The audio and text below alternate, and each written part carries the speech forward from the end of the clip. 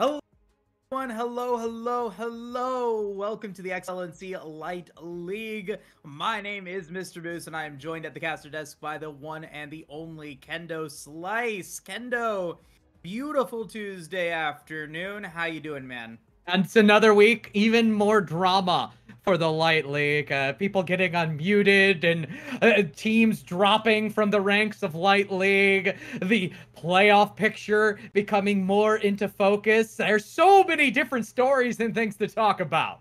Oh, definitely. I mean, the biggest story, obviously, is of course Bixus getting unmuted. We Yeah, can't ignore absolutely. that. We can't ignore that. The memes have been flying out of the Light League chat. If you guys are in there, you know what's going on. You're loving it. I'm loving it. It's great.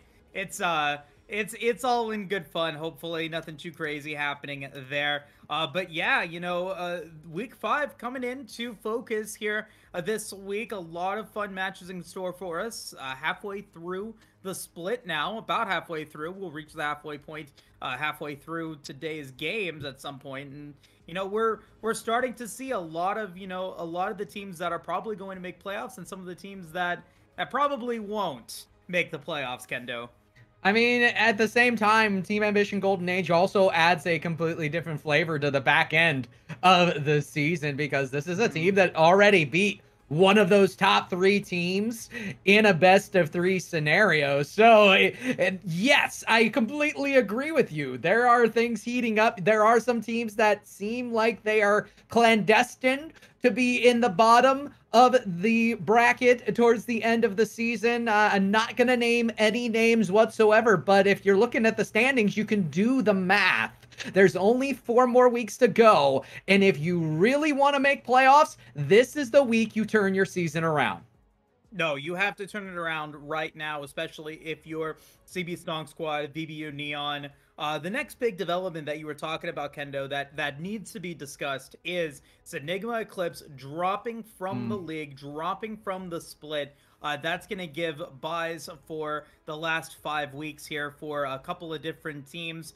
Most notably, I would say, the teams that are definitely going to be appreciating that buy more than most are going to be Team Ambition Golden Age, which, I mean, considering how well they did last week against Lotus Black, maybe that would have been a 3-0, but very importantly, Degenerate's Ascension getting that buy, getting an extra 3 wins on their form, definitely going to be putting them into a good position to hopefully or maybe make the playoffs with the addition of these extra 3 wins guaranteed coming into week 6. Yeah, and you look at the give and take of everything that has gone down, it makes nights like tonight all the more important. That bubble, that cutoff for the playoffs is going to be even more hotly contested, especially with the 3-0 given over to Team Ambition Golden Age down the road. You know this is going to be a team on fire looking for the playoffs despite starting from a disadvantageous position. And once they get there, if they are able to put themselves in that top 6 scenario, this is a wild card team that can do some great damage. Absolutely. I mean, they've had good work, and a lot of the players in the split are definitely recognizing what power they hold right now in their ability and what they've shown already against Lotus Black. But, regardless of that, at this point, week 5, starting off week 5, TAG, Team Ambition Golden Age, is at 9th place, tied with VBU Neon at the bottom of the pack, 2-10. Right above that, CB Stonk Squad, 3-9 in 8th place, and then Enigma Eclipse, who did forfeit the split, was 4-8, but we don't have to count that, I guess. So everyone else moves up in that regard. But now looking at the playoff picture, Central Sentinels, 5-7 in 6th. Cape Dogs Unleashed, 6-6. Went up 2 ranks last week because they were able to go, I believe, for the 3-0 against Central Sentinels. And then Degenerates Ascension, 7-5, going up a post from last week. Lotus Black dropping 1 with their 2 losses to TAG last week. And then Grin Reapers and DA Obsidian rounding out the top 2. Grin is 10-2. And DA Obsidian holding on to the top spot at 12-0. And it's been a very impressive season for them thus far. They're going to look to continue that with tonight's matchup. I know they're extremely excited, and you look through some of the statistics throughout the week, there weren't too many upsets outside of that team Ambition Golden Age matchup. The one other team that I'm going to be on the lookout for this week, Cape Dogs Unleashed, has been a team on the rise, and as you've seen them go throughout the regular season, that victory that they had last week against the Central Sentinels is going to elevate them into the playoff picture. I think they are on the their fate is in their own hands. They're on the inside looking out, quite literally as well as figuratively down the road. There's still a few interesting matchups for this team to go, but I think they have themselves on the right track. You know, I mean, honestly, like, if we're talking about Cape Dogs, we're talking about where they're at right now in the split. I mean, 6-6, 50% win rate, doing everything that they can to be able to keep going and holding on to that 5th seed spot. They've got, you know, a pretty, I mean, in all honesty, a very light schedule moving into the final 4 weeks. You know, this week, week 5, they're playing up against Team Ambition, or I'm sorry, Team Ambition Golden Age, yep. But they are rescheduling that one, so we won't know the results of that one. Maybe they're playing, I think, today. I think they're just playing a little bit later, but we'll see how that one plays out for them. Week 6, they play against VBU Neon. If they are continuing to keep the record that they have, being able to 3-0 CST, VBU Neon should also be a fairly easy 3-0 for them as well. And then they've got, what, CB Stonk Squad? That's also a kind of a wild card matchup, I feel like, for both those teams. Whoever wins that one is going to be, I think, feeling really good about their playoff chances. Week 8, they get a bye, and then week 9, they round out with DA Obsidian.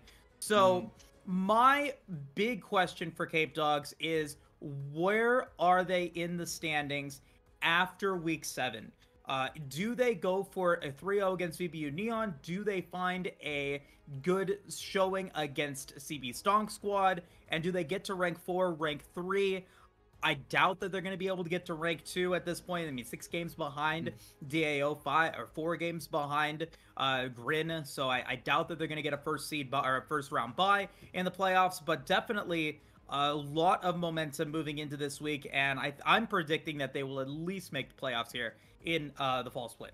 Yeah, and I completely agree with you. I do feel like, as we kind of educate what we had just said, that their place right now is in that 5-4 ranking area. The final week against Degenerates Ascension is going to be extremely interesting, because that may end up being a playoff preview, Moose. The 4 and the 5 seed, if I remember correctly, do go up against each other. The 1 and the 2 getting the early bye. So you may be seeing those two teams right there in the thick of it, battling for supremacy against each other. And as I said, this week is going to be of the utmost importance. I know we're looking at some of the games going on this week. DA going up against the CB Stonk Squad, going to be also very interesting, because the CB Stonk Squad, I think, showed us they have a decent amount of potential to surprise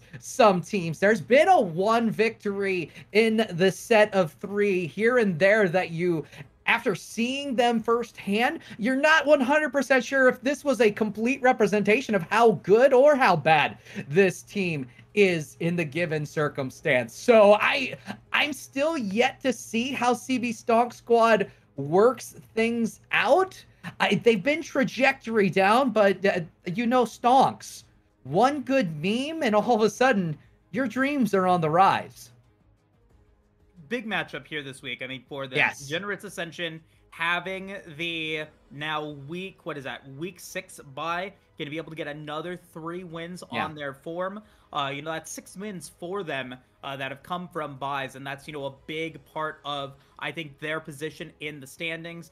They dropped a game to VBU Neon last week, which definitely gives me hope that, you know, CB Stonk Squad is going to put in a valiant effort against Degenerates. I mean, if you're Degenerates, if you're Bixus, if you're that squad that has been, you know, kind of in the middle of the road right now, you don't want to drop 2 games to CB Stonk Squad. But I mean, I really think that that's possible. They played exceptionally well against Grim Reapers. It should have been a 2-1 last week. The fact that they did lose game number 2 was unfortunately for them disappointing. Like, they threw that game, unfortunately, I feel like. But at the end of the day, I mean, they had a really great showing, and they're going to be looking to have a good day here against Degenerates. Up against a statistically weaker team, the idea is now, you know, if you're able to go 2-1 right now, you put CBS back into the playoff picture. You get yourself into a great spot moving into week 6, week 7. I mean, looking at their lineup, they've got, let's see, Lotus Black week 6. That's going to be a tough matchup. Potentially, theoretically, an 0-3, depending on how Lotus Black plays. Then they've got, who is that next on week 7? It's Cape Dogs, which we've been talking about already. Pretty big matchup. And then week 8 is Team Ambition Golden Age. And week 9 is going to be VBU Neon. So, you know, really tough matchups moving into the last 3 weeks. And then week 9 a little bit easier with VBU Neon. I'm very excited to see what they're going to be able to do here today, because it could mean the difference between their being in the playoffs or not being. Yeah, and I agree with that completely. And those are the matchups this week that are going to be of the utmost importance. Of course, I would have loved to have been the fly on the wall for a potential Grim Reapers versus this Enigma, but we already know what's going on there. That was going to be my match that I really wanted to see despite it all. Instead, we are working with blanks in this case. Let's focus on the task at hand, though, Moose. Central Sentinels, the 5-7 record. They're right there on the cusp, the 6th spot in the playoffs right now, but they have a daunting task ahead of them, and that is this DA Obsidian team, who has really, I don't want to say against all odds to make it sound like it's a grave matter that this team is undefeated, because they are really stinking good. But they find themselves in a 12-0 that some may say seems a little unlikely. I mean, yes, it's a little sus. And that's the big part about DA Obsidian, is they're needing to prove themselves coming into the back half of this split. I mean, looking at their first 4 weeks, they got a bye in week 3, a 2-1 against CBS, or I'm sorry, that's CST, pardon me. Week 1, they got a bye. Week 2, a 3-0 against VBU. Week 3, a 3-0 against CBS, and then a 3-0 against Zen last week. And all 3 of those teams, VBU, CBS, and ZAN, are all currently not in the playoff picture. Yeah. They weren't in the playoff picture, then they aren't in the playoff, they aren't in the top 6 now. And they face off against those top 6 teams moving through week 6 through 9. Grim Reapers next week, TAG on week 7, Lotus Black week 8, and then Cape Dogs Unleashed to round out the split week 9. And so now is, I mean, this is going to be the last week, I would say. Central Sentinels, 3 of their wins are coming from a bye that they had in week 3. They're 5-4, 5-7, 2-7 in actual games that they played. This should be another solid week for DAO if they want to keep that trajectory going. Pad those numbers for the MVP ratings, because when you're moving into week 6, week 7, week 8, week 9, it's a different story entirely. Like, they've got so much that they're going to have to prove to keep that 1 and 2, or the 1 and 2 seed spot.